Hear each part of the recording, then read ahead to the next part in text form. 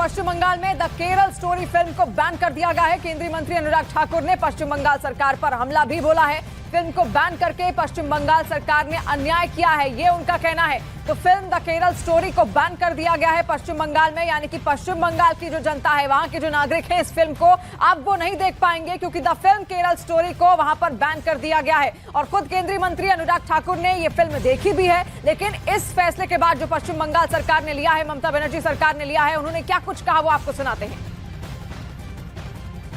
क्या ये भारत की मासूम बेटियों के साथ हो रहे अन्याय के साथ कांग्रेस पार्टी खड़ी है कि खिलाफ खड़ी है? क्या वो आतंकवादी संगठनों को एक्सपोज करने के इस प्रयास के साथ खड़ी है कि खिलाफ खड़ी है?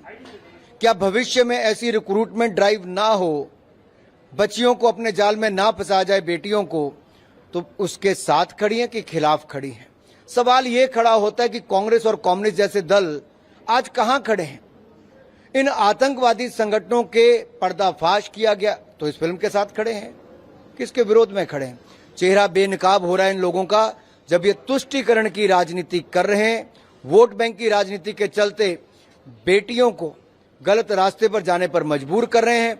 और पश्चिम बंगाल जैसा राज्य तो फिल्म को बैन करके एक इतना बड़ा अन्याय कर रहा है जिसको मैं क्या कहूं। क्या वो सच भी परोसने नहीं देना चाहते?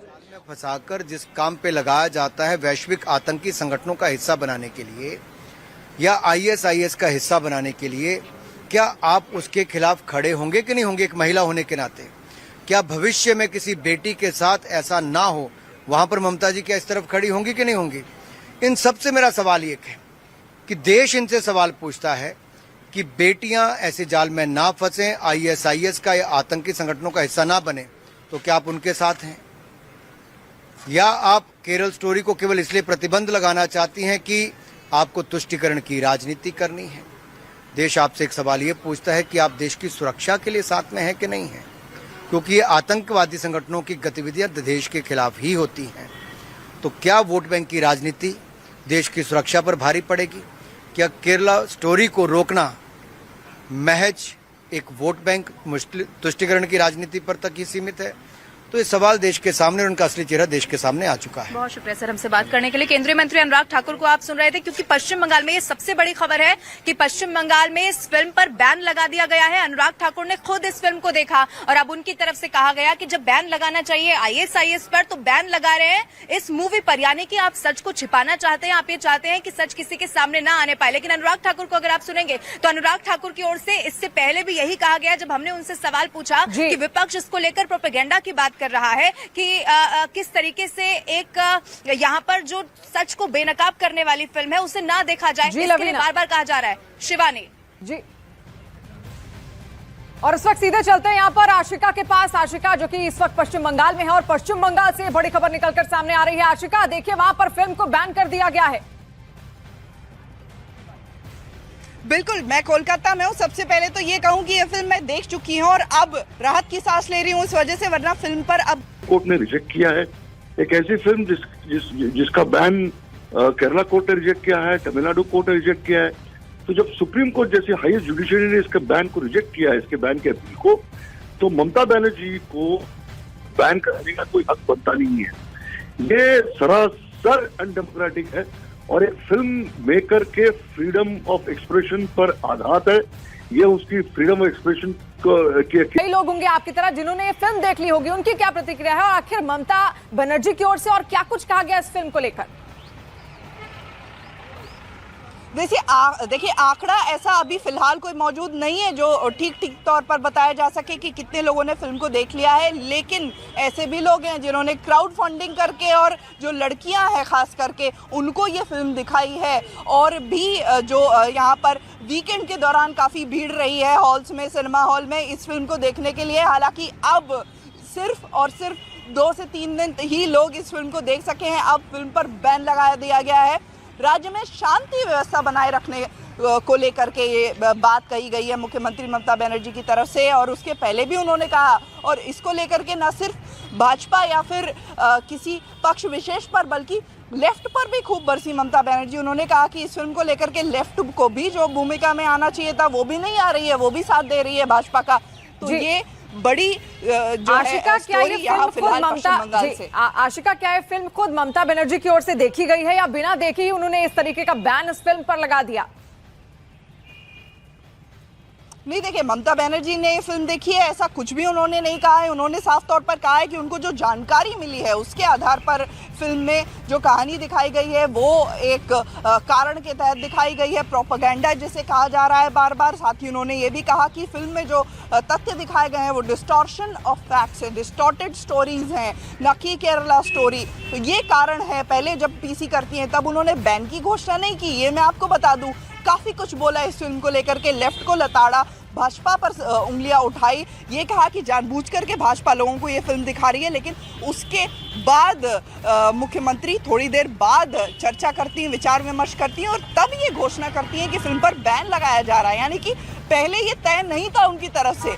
वो उन्होंने जो प्रेस कॉन्फ्रेंस की उसके बाद कहीं ना कहीं उनके मन में ये विचार आया कि इस फिल्म पर बैन लगाना चाहिए। जी, तो तमाम जानकारियां जो उन्होंने जुटाई हैं उसके आधार पर उन्होंने इस फिल्म को बैन किया है। आशिका आपके पास वापस लौटेंगे, लेकिन लवीना भी लगातार ग्राउंड जीरो से हमारे साथ बनी हुई है। सिनेमा घरों के बाहर ही वो खड़ी हैं। खुद अनुराग ठाकुर से उन्होंने बातचीत की, लेकिन क्या लोगों की प्रतिक्रिया है इस फिल्म को लेकर?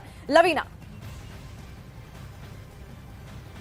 देखिए शिवानी, अभी तक जिससे भी मैंने बात की, मुझे अभी तक भी ऐसा किसी से नहीं समझ में आया कि वो ये कहे कि जो जिस तरीके का प्रोपेगेंडा इससे पहले फैलाया जा रहा था। लेकिन आप अगर अंदर की बात करें तो देखिए लोग बड़ी तादाद में पहुंच भी रहे हैं, और ऐसा हमने हर उस फिल्म के साथ देखा है जो सबसे पहले रिलीज होने से पहले कंट्रोवर्सी में फंस जाती है। क्योंकि वो लोग जो बिना किसी राजनीति के, बिना कुछ सोचे समझे सिर्फ एंटरटेनमेंट के लिए फिल्म देखना चाहते हैं, वो इस कंट्रोवर्सी के बाद जरूर फिल्म देखने के लिए पहुंचते हैं। तो ऐसी कंट्रोवर्सी कहीं ना कहीं जो फिल्म है उसको फायदा भी पहुंचाती है। जहां तक ये सवाल है, ये अनुराग ठाकुर पहले ही कह चुके थे कि इस फिल्म को लोगों तक ना पहुंचाया जाए, इसकी पुरजोर कोशिश की जा रही है और की भी जाएगी। जब सवाल मैंने उनसे किया कि विपक्ष ये कह रहा है कि आप जो फिल्म में दिखाया जा रहा है उसका सबूत लाकर दे दीजिए, 1 करोड़ रुपए देने की बात कही जा रही है, आपने भी इससे पहले स्टेटमेंट सुना होगा, उस पर भी अनुराग ठाकुर ने कहा कि ये फिल्म जो है वो पूरे तथ्यों के आधार पर बनाई गई है, और जो लोग इसका विरोध कर रहे हैं, सबसे अजीब यह है कि वो ये फिल्म देखने पहुंच भी नहीं रहे हैं। वो बिना फिल्म को देखे सिर्फ इसीलिए क्योंकि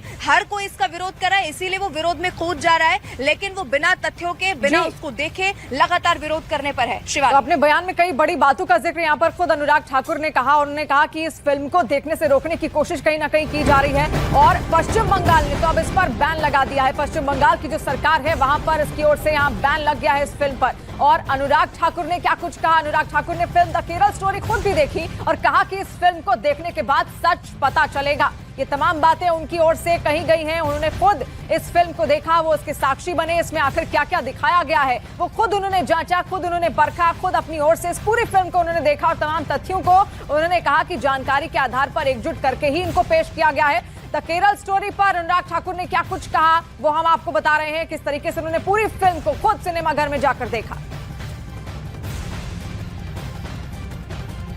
अनुराग ठाकुर जी, लेकिन हमेशा ऐसा क्यों होता है कि जब भी सच दिखाने की कोई भी ऐसी फिल्म आती है तो वो सबसे पहले कंट्रोवर्सी में घिर जाती है? देखिए, कुछ लोग सच्चाई से परे रहना चाहते हैं, कुछ लोग नहीं चाहते कि भारत की बेटियों को जागरूक किया जा सके या वो जहन्नुम में ले जाने वाले जाल से बच सके। प्यार के रास्ते में फंसाकर, प्यार के जाल में फंसाकर जिनको जहन्नुम के रास्ते में ले जाने का काम किया जाता है, आईएस या बाकी आतंकवादी संगठनों के साथ जोड़ने का काम किया जाता है, उसके ऊपर एक प्रकाश डालता है ये द केरला स्टोरी मूवी। ये आपको झकझोर कर रख देती है, बताती है कि कैसे मासूम बेटियों को उनके परिवारों के सामने ही प्यार के जाल में फंसाकर, गलत रास्ते में चलाकर मजबूर करती है आतंकवादी संगठनों के साथ काम करने के लिए। लेकिन कांग्रेस और कम्युनिस्ट पार्टी, ऐसे कोई और दल इसका विरोध करते हैं तुष्टीकरण की राजनीति के चलते, वोट बैंक की राजनीति के चलते, और रोकना चाहते हैं फिल्म को कोर्ट में जाकर। अरे फिल्म ने तो एक बात सामने रखी है कि केरल के एक हिस्से में ऐसा हो रहा है जो गॉड्स ऑन कंट्री है, बहुत खूबसूरत प्रदेश है। उस खूबसूरत प्रदेश में अगर इतना खतरनाक खेल चल रहा है तो उसको रुकवाना जरूरी है और जागरूकता जरूरी है। अन्य राज्यों में भी ऐसी घटनाएं हो सकता हो रही हों, तो वहां पर भी कैसे लोग जागरूक रहें और बचें और आगे बढ़ें। और मुझे लगता है इसको देखना, जानना, समझना जरूरी है ताकि आप जाल में भी ना फंसें और ऐसी जाल में ना फंसें जहां जहन्नुम की ओर ले जाने का काम किया जाए। लेकिन धर्मांतरण से पहले तो लव जिहाद की भी बात सामने आती है, और लव जिहाद सिर्फ एक राज्य का मसला तो नहीं है, जहां पर बीजेपी की भी गवर्नमेंट है, ऐसे बहुत सारे प्रदेश है जहां पर भी लव जिहाद के लगातार मामले सामने आते हैं। उसके लिए देखिए, बहुत सारी जगह जब लोग केसेस करते हैं कार्रवाई भी होती है, जब माँ बाप करते हैं पेरेंट्स कार्रवाई होती है, लेकिन ओवरऑल अगर आप फिल्म को देखेंगे तो दिखाया जाता है कि कैसे आपके विचार को बदलने का एक षड्यंत्र रचा जाता है, कैसे मासूम बच्चियों को अपने प्यार के जाल में फंसाया जाता है और एक बहुत तरीके से षड्यंत्र के साथ उनको उस रास्ते पे ले जाया जाता है तो केवल आतंकवाद के साथ जोड़ता है और उस जाल में आप ऐसे फंस जाते हो कि वापस नहीं आते। लेकिन विपक्ष तो ये भी कह रहा है कि आप सबूत ला दीजिए, 1 करोड़ रुपए दिए जाएंगे, कि ये सब कुछ तो प्रोपेगेंडा के तहत किया जा रहा है। देखिए, विपक्ष जिसको तुष्टिकरण की राजनीति करनी, वोट बैंक तक फंसना है, वो करे। सच को ना वो झुटला पाए द कश्मीर फाइल्स पे और ना द केरला स्टोरी पे कर पाएंगे। ये फिल्म एक माध्यम होती है जो समाज में कुछ चल रहा है उसको सामने रखने का, और मैं आशा करता हूं लोग इसको देखेंगे, समझेंगे और जाल में नहीं फंसेंगे। बहुत शुक्रिया।